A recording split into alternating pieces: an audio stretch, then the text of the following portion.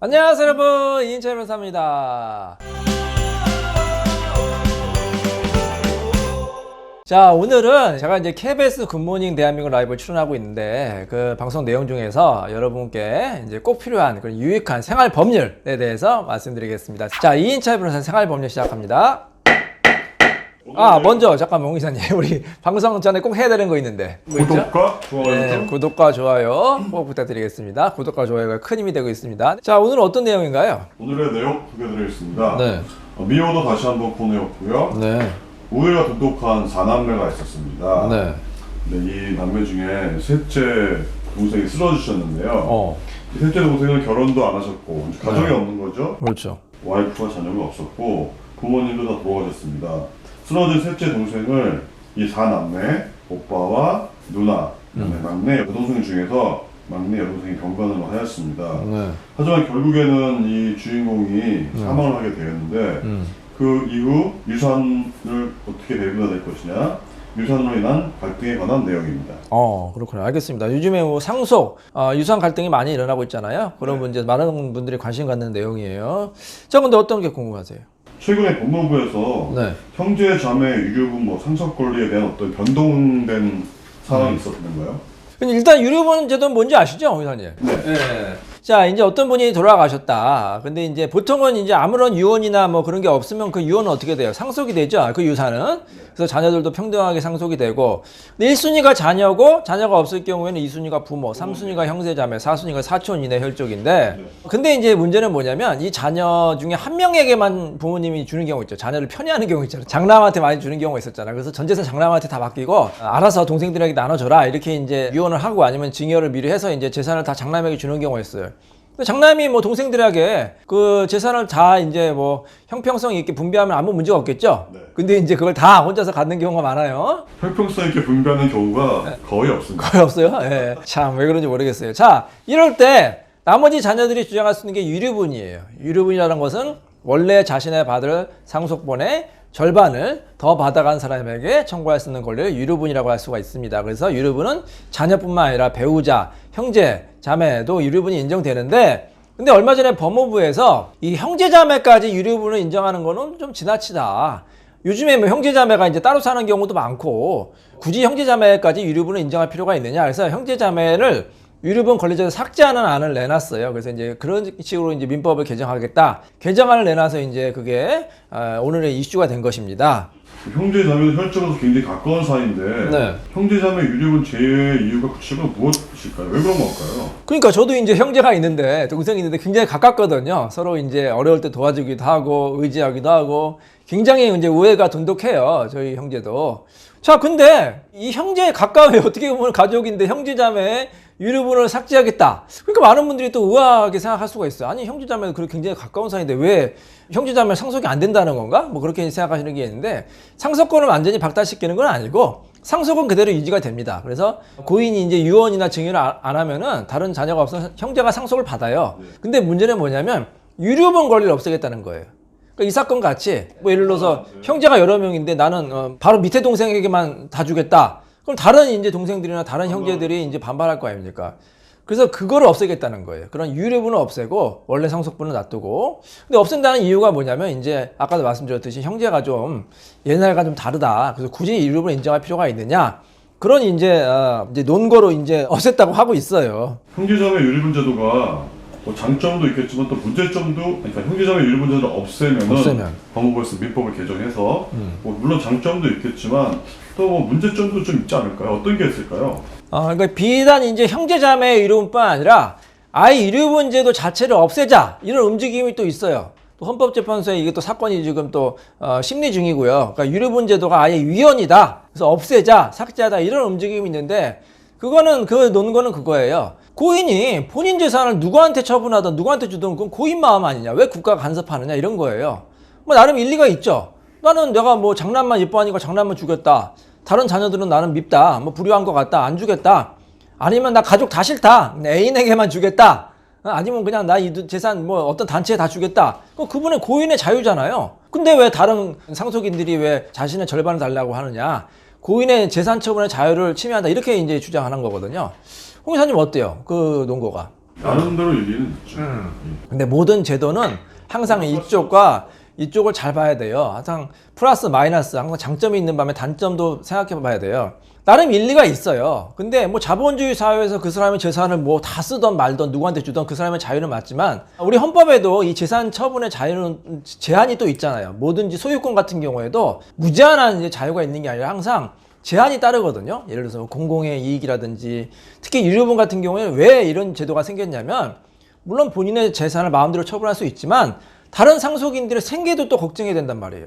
예를 들어서 아까 말씀하신 대로 장남에게 다 줬다. 그리고 장남이 알아서 이제 동생도 돌볼 줄 알았는데 장남이 안 돌본다. 그럼 그걸 어떻게 할 거란 말이에요. 유류분제도 없으면. 장남의 그 호의 그런 거를 인지상정만 믿었지만 그렇지 않을 경우에는 그 법으로 또 나중에 유류분제도가 없으면 나머지 자녀들은 유류분이 없으면 아예 아무것도 못 받는 거예요.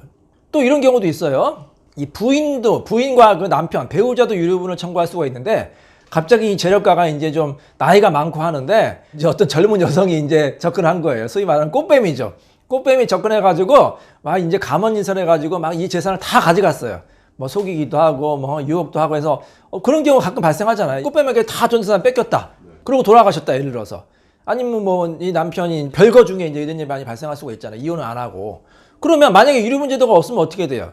꽃뱀이 다 가져가는 꽃뱀 다 가져가는 거예요. 다 뺏긴 거. 그거 나중에 자녀나 부인이 그거 무효라고 주장해봐야 그거 받을 수 있어요? 못 받아요. 뭐라고 꽃뱀이? 아니 이거는 이 사람이 나 좋아서 중요한 거다. 중요한 건 유효 아닙니까? 이 사람의 재산 나한테 주는데 그게 뭐가 문제되냐? 법적으로는 아무 문제 없죠. 그러면 어떻게 돼요? 본 부인과 자녀들은 아무것도 못 받는단 말이에요. 근데 유류분이 있으면 어떻게 돼요? 자기 받을 게 반은 그렇죠. 반은 청구할 수 있어요. 꽃뱀한테. 그러니까 유류분 제도가 최후의 보루예요. 최후의 보루. 그래서 이 남은 가족들을 지켜줄 수 있는 그 가족들이 다 가져가는 것도 아니잖아요. 자신의 원래 상속분의 절반만 가져가는 거 아닙니까? 그러니까 유류분 제도를 그냥 나쁘다, 없앤다. 그러면 어떻게 돼요? 이 가족들은 얼마나 억울하겠습니까? 유류분 제도가 없으니까. 그래서 유류분 제도가 반드시 필요해요. 그러니까 유류분 제도 없애져가는 사람들은 이 실물을 잘 몰라서 그래요. 이론적으로만 하면 유류분제를 없애는 게 또 막 타당하거든요. 아니 자본주의 사회에서 이 사람이 재산 처분을 뭐 장남에게 주던 단체에 뭐 기부하던 애인에게 주던 그 사람 마음인데 왜 다른 가족들이 감나라 배나라 하느냐? 이거는 좀 위헌적이다. 이렇게 이제 생각을 할 수 있어요. 이론만 이제 생각하면. 근데 실무를 보면 저는 이제 실무가 아닙니까? 실무를 이렇게 많이 접하다 보면 아 유류분제도가 정말 필요하구나. 유류분제도 없었으면 큰일 날 뻔했다. 실제로 많은 분들이 유류분 그 상담하러 오시죠? 네. 그분들 사연 들어보면 어때요? 억울한 면이 있죠. 굉장히 억울한 거 많죠. 딱 하고 나름 부모님에게 잘했는데 부모님이 뭐 갑자기 꽃뱀한테 홀리거나 아니면 전혀 다른 형제가 네. 평소에 부모님 돌보지도 않던 않던 자녀가 치매 걸린 부모님의 재산을 갑자기 모신다고 하죠. 가져가 버렸다. 네. 굉장히 억울한 경우죠. 이게 이제 체력가 분이 이제 치매 걸리고 그러면 평상시에 나몰라라는 부르자 갑자기 이제 장남이 나타나서 아 이제부터 내가 장남 역할을 다 하겠다. 내가 부모님 모실 테니까 너희는 그냥 가만히 있어. 이런 경우 있어요. 그래서 뭐 그런가 보다. 뭐 이제 오빠가 이제 형님이 이제 정신 차렸나 보다 해서 맡기죠. 그러고 났는데 돌아가시면 어떻게 돼요? 그 재산이 다 보니까 딴 데로 가 있습니다. 다 장남이 뭐 자기 앞으로 하고 그것도 팔고 뭐 이제 장남의 이제 그 자녀들 증여해주고 이렇게 다 재산을 빼돌리는 경우가 많아요. 자 그럼 너무 억울하다. 이걸로 뭐 치매 어른이 그 증여한 것을 무효로 다 주장해봐야 그게 인정이 돼요? 소용없죠. 안 돼요. 진짜 끝났는데. 정말로 이 치매 어르신이 증여한 걸 무효로 하려면 이 치매가 중증이 돼야 돼. 중증. 완전히 인지 능력이 없는 상태 있죠.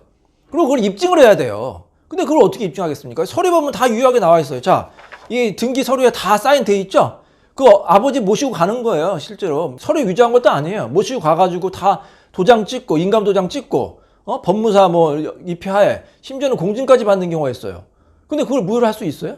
어렵죠. 또 치매 어르신이 인지 능력이 정상인 경우도 있거든요. 이 경증인 경우에 이제 정신이 이제 오락가락하는 경우도 있고 또 치매가 아닌 경우도 많고 단순히 고령이다. 고령만 가지고는 그 사람의 증여행위를 무효로 할 수 없죠. 나이 많으신 분도 본인이 처분할 수 있기 때문에 이거를 다 서류를 다 완벽하게 구비한단 말이에요. 그래서 이런 부당한 경우가 너무너무 많아요. 보통 이제 2단계를 주장합니다. 제가 하나 알려드릴게요. 만약에 이런 일이 발생했다. 장남이 진짜 감언인설해가지고 모든 재산을 다 자기 앞으로 했다. 그러면 나머지 가족들이 할 수 있는 방법이 두 가지가 있어요.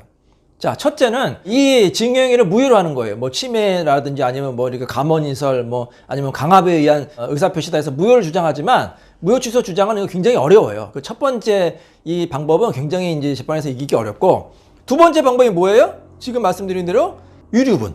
이게 안 되면 유류분 청구. 유류분은 이제 인정되죠. 법이 있기 때문에 이제 뭐 그렇게 어렵지 않습니다. 그래서 그나마 나머지 가족들의 억울한 측면을 구제할 수 있는 게 유류분 제도라고 볼 수가 있고, 또 유류분 제도는 2분의 1밖에 인정 안 하는 거예요. 원래 상속분에. 그러니까 더 가져가요. 사실 장남이. 그러니까 고인이 누구한테 더 준다는 거는 어느 정도 뜻이 반영된 거예요. 왜냐? 더 가져가거든.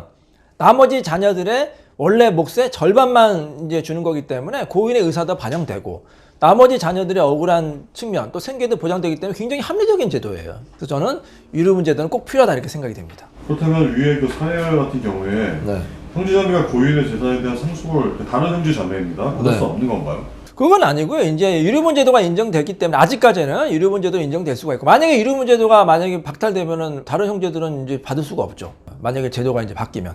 그래서 유류분 제도는, 저는 이제 형제도 유류분 제도가 일단 형제자매에게도 좀 필요한 경우가 있다고 봐요. 왜냐하면 가족이 없는데 형제가 정말로 자식처럼 부모처럼 돌보는 경우 있죠. 정말로 오해가 깊은 형제들이 있잖아요. 근데 예를 들어서 그 형제가 하나도 못 가져간다? 예를 들어서 그 분이, 돌아가신 분이 그 재산을 다 다른 사람한테 줬어요. 예를 들어서 뭐 단체 줬다든지 아니면 다 뭐 꽃뱀한테 뺏겼다. 그러면 그 형제가 그걸 받아야 되는데 꽃뱀한테 못 받지 않습니까? 유류분 제도가 없으면. 그래서 유류분 제도를 일괄적으로 삭제하기보다는 제 생각에 이렇게 했으면 좋겠어요.